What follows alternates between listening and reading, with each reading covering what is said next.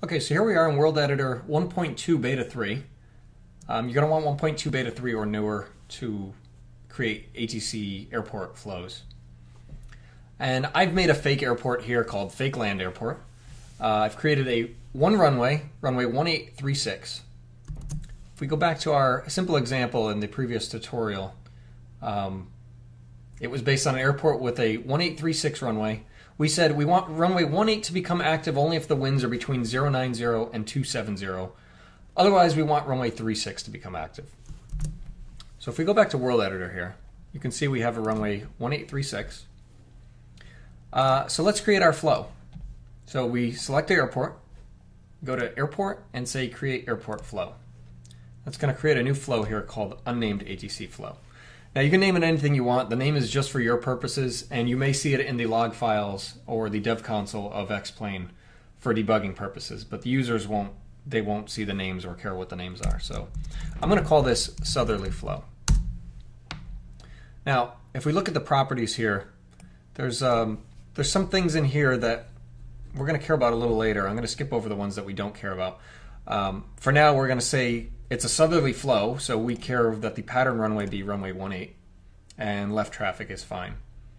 Now, if we look at the minimum ceiling and minimum visibility, these are some of the first conditions that have to be met for this flow to become active. So right now, it's saying the ceiling has to be at least 0, and the visibility has to be at least 0. So basically, we're saying any weather conditions right now for ceiling and visibility are just fine. This flow can be just fine. Now, in the future, we may want to set the minimum ceiling to be something like 2,000 feet and the minimum visibility to be 3 miles, for instance, if we want to say only pick this flow if it's VFR conditions. Anything less than that ceiling, we'd have to go to another flow. Perhaps we have a flow just for IFR conditions. But for now, we're going to leave this at 0, so we don't care about ceiling and visibility. Now, we want to know what METAR should we look at to determine what the current ceiling and visibility are. Let's just pretend this airport has its own METAR reporting and put in our own ICAO code. Now that we have a flow, we have to give it some more rules to make it a little bit more strict when this flow gets picked. So one of the rules we cared about, really the only rule we cared about, was the wind direction. It had to be between 090 and 270. So with the flow selected, we go back to airport, and now we can create a runway wind rule. So you can see it created a wind rule underneath our flow, and I'm going to call this southerly wind rule. Again, the names are just for your own sanity, so you can name them however you see fit. Once again, it wants to know what METAR should I look at to determine what the current winds are. So let's put our airport ICAO here. Now we have 3 fields to fill in: the direction the wind's coming from. This is a range of wind directions. So wind's always reported where it's coming from. We're going to put 090 to 270. The names are perhaps a little bit confusing where it says from and to, but it's the range starting from to the range ending, to 270. So anything between 090 and 270, if the wind is coming from that range, then this wind rule is going to pass. Now the last condition is the wind speed, the maximum wind speed we're going to allow. Now, the tutorial didn't specify a wind speed. We said if the wind's coming from that direction, we want to pick the southerly runway. So we're just going to put a really high value of 999 knots. So right now, we have a couple of conditions here. We have the ceiling has to be at least 0. The visibility has to be at least 0. The wind has to be between the range of 090 and 270 in its direction. And it has to be at least, or it can't be any more, I should say, it can't be any more than 999 knots. So basically, if the wind is coming from the south right now, this flow is going to be the active flow. So now we need to tell X-Plane what runways are we going to turn on when this flow becomes active. So we need to add a runway use. So with the flow selected again, we go back to airport and we want to create a runway use. Again, you can name this anything you want. I'm going to call it runway 18 use. So you have to pick your runway. We're going to say this is applying to runway 18. And I'm going to skip over some of these for now and just go on to the things that are most pertinent right now. We're going to allow this traffic types. We're going to allow all aircraft to use this runway when this flow is active.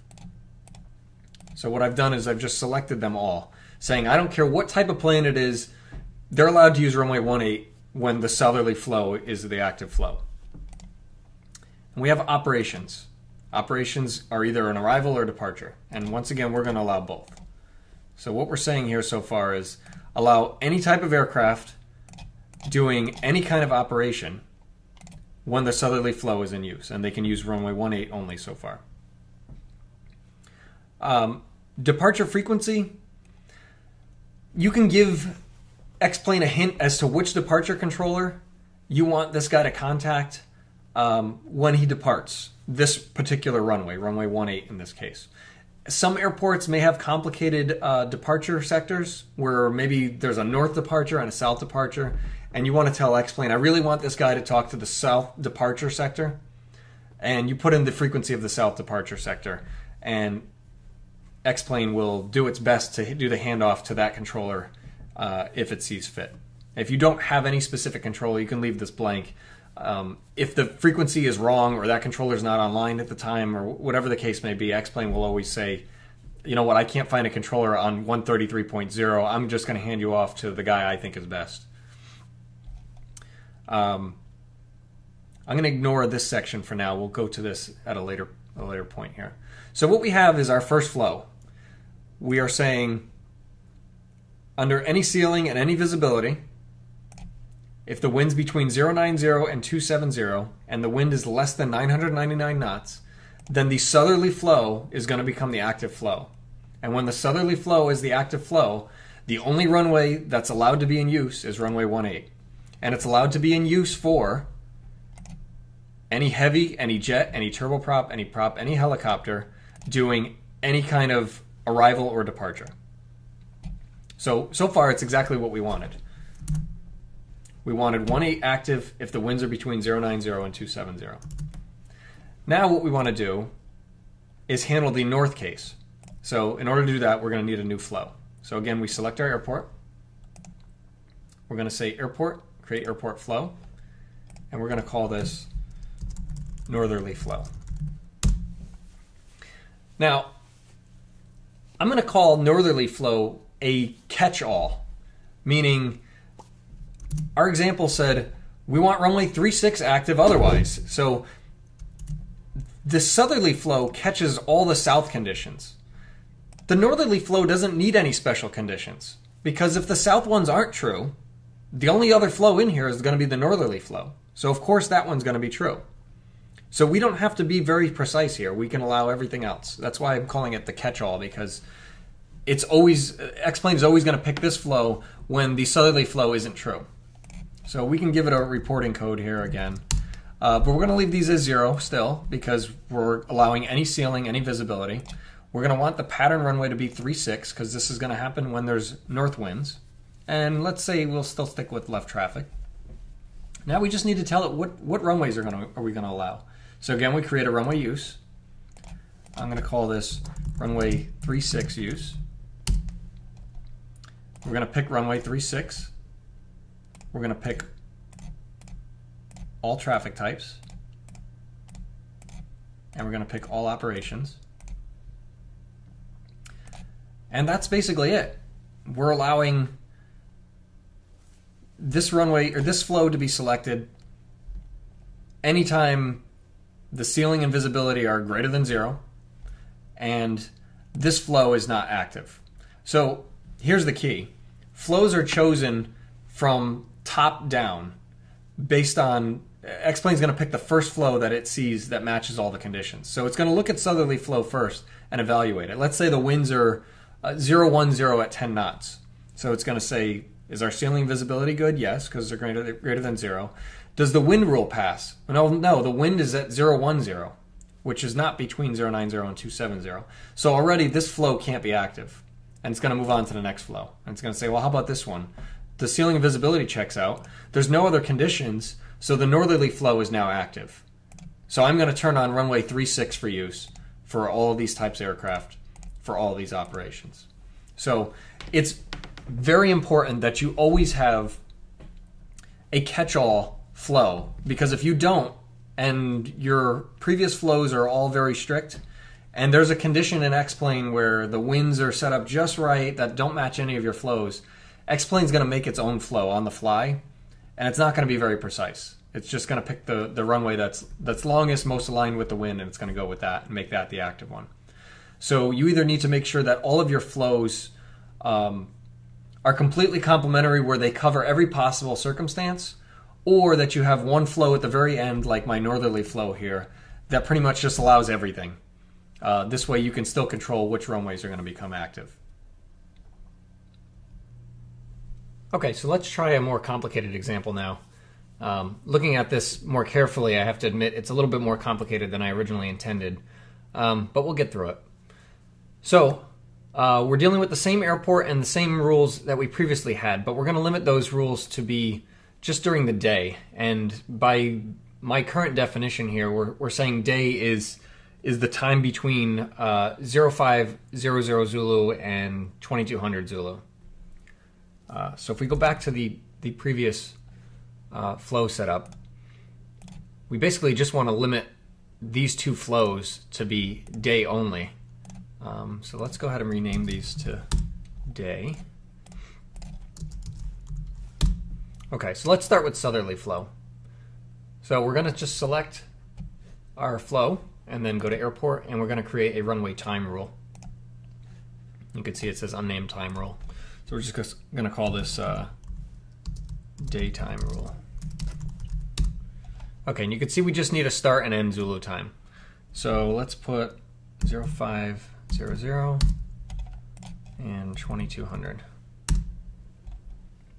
Okay, and we're going to do the same thing for the northerly flow.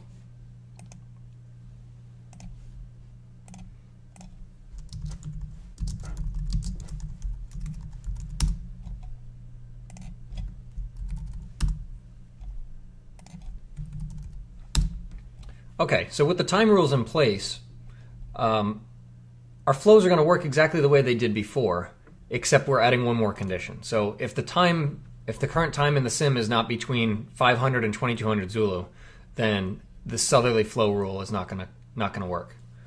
And the same thing with the northerly flow. So the sim will try this one, it'll see, I don't have the right time for that. It'll try this one, it'll say, I don't have the right time for that.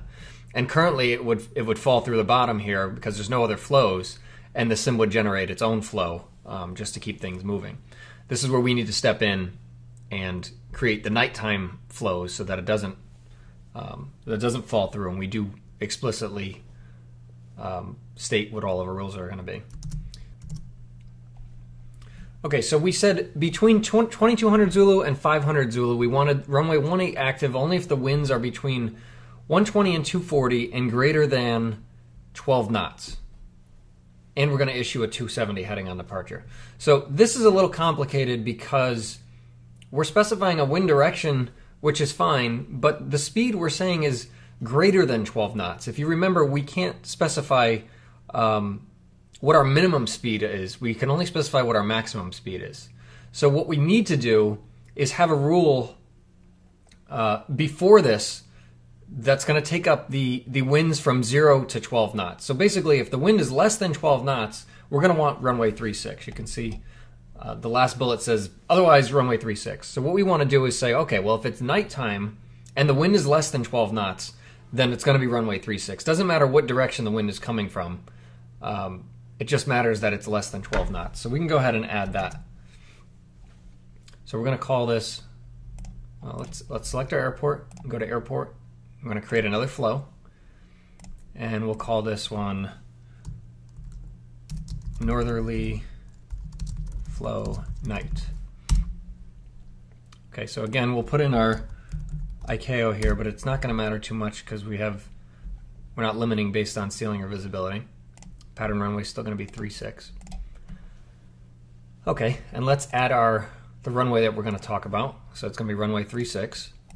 So it's a runway 36 use. I'm going to set it to runway 36.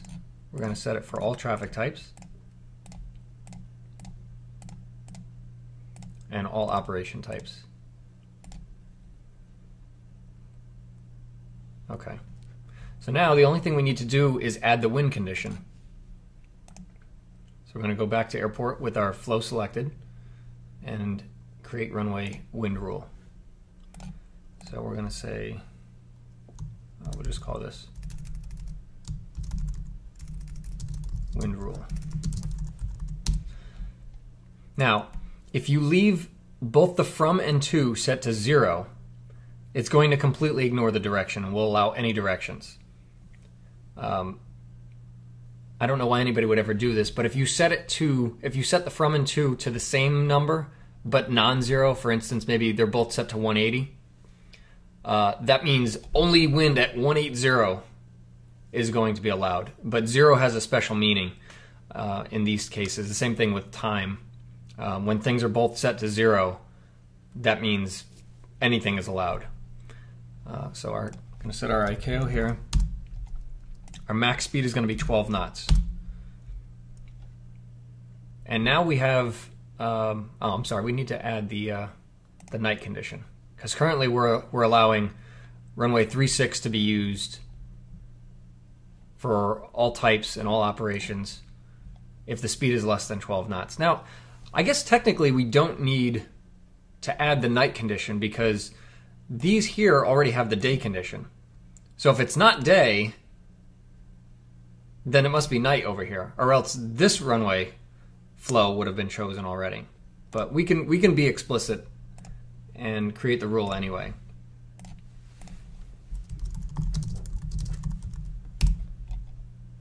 So we're going to say it's from 2200 to 500. So again, because they're processed in order, the sim would try this one, it would try this one, and it would like this one. It would say, all right, well, there's no wind rules on these, so any wind is fine, but it wouldn't choose it because it would be out of this time.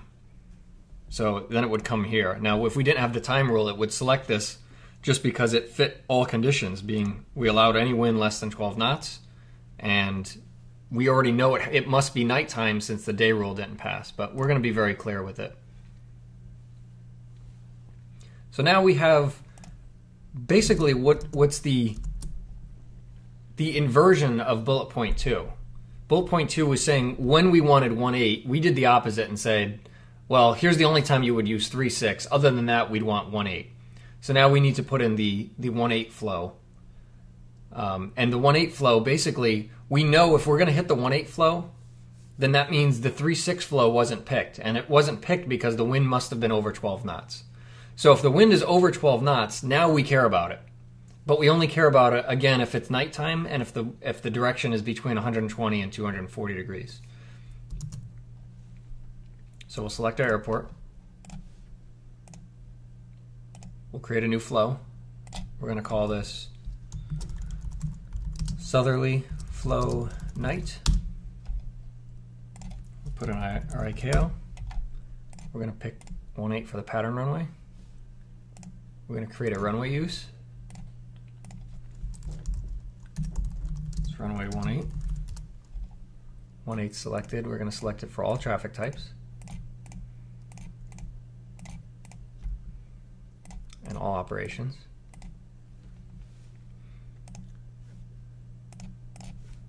We're going to add the time rule, even though it's not completely necessary. It just might be more clear to read, so we don't have to remember all the previous conditions.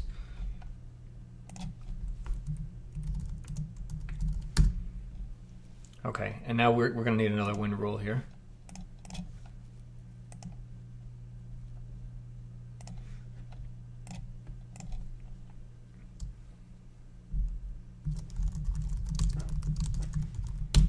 Now, you'll notice here I just called it wind rule instead of northerly wind rule or southerly wind rule like I did in the past.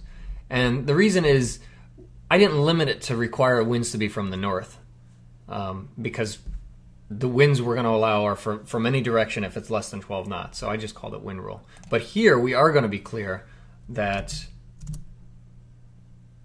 120 to 240. So 120 to 240. Now, the max speed, again, if we hit this condition, it's because the wind must have been over 12 knots, or else the northerly flow night would have been picked. So we already know we're going to be over 12 knots, and that's all we had as a requirement, is that the wind be greater than 12 knots. But this is the max speed we're going to allow for this rule. Well, we're going to allow any winds in this rule, so we can set it to something high, like 999 again. So now we have what we want. We're going to pick runway 18 if the wind's between 120 and 240 and it's greater than 12 knots. Now, the last piece of this bullet anyway is that we want to issue a 270 heading on departure. So the way you do that is by selecting the runway use. And you can see here there's a section that says ATC assign heading. So what you can do is you can give ATC a range of headings for this runway. And what that means is if somebody's going to depart on that runway, ATC is going to assign him initial departure heading within that range. Now, ATC is going to pick from within that range based on traffic or whatever other considerations it has. But it's going to pick from within the range. Now, if you don't give it a range, if you give it an exact heading for both the min and the max, it's only going to pick that heading. So because we want to fly a 270 heading on departure, we'll put 270 for the min and 270 for the max. So now in X-plane, if the southerly flow night becomes the active flow, and somebody asks for departure, they're going to get runway 18, and when they're cleared for takeoff, tower is going to say after departure, fly heading 270. And this is exactly what we wanted, because perhaps there's a noise abatement procedure in effect for a noise-sensitive area south of the airport, and departing runway 18, you want them to make that quick right turn to heading 270 to avoid the noise-sensitive area. So now we have exactly what we want for the first two bullets. The only thing we don't have is we don't have the catch-all that puts them on runway 36 if these conditions aren't true. So for instance, what if the wind was over 12 knots? Right, this rule would be thrown out because this rule only goes up to 12 knots. And you would think this one would catch it, but this one requires the wind to be in this narrow range between 120 and 240. So if the wind was 360 at 20 knots, there's currently no rule that's going to satisfy all this if it's nighttime, because these two are going to fail because it's daytime, or they require daytime. It might be nighttime in the sim. This one is great because it's going to pass the nighttime part, but it's going to fail the wind rule because this only allows up to 12 knots. This one's going to fail because even though it's nighttime, the wind has to be between this range. So what we need is the final catch-all here. So once again, we're going to add one more flow. And you can name this whatever you want, but I'm going to call it catch-all 36. So we'll put in our ICAO for the ceiling and visibility, pick our pattern runway as 36, and the only thing we need to do is tell it what runway can you use. So we're going to say it's runway 36. We're going to allow all traffic types. And we're going to allow arrivals and departures. Now notice I'm leaving this blank here because there's nothing said about any initial departure headings for runway 36. So in order to do this more complicated example, we needed 5 different flows. And really the thing that complicated it most was the fact that bullet point 2 here said that the wind had to be from that range and greater than 12 knots. Now if it said less than 12 knots, that would have made things very easy, because then we would have just needed one rule instead of 2.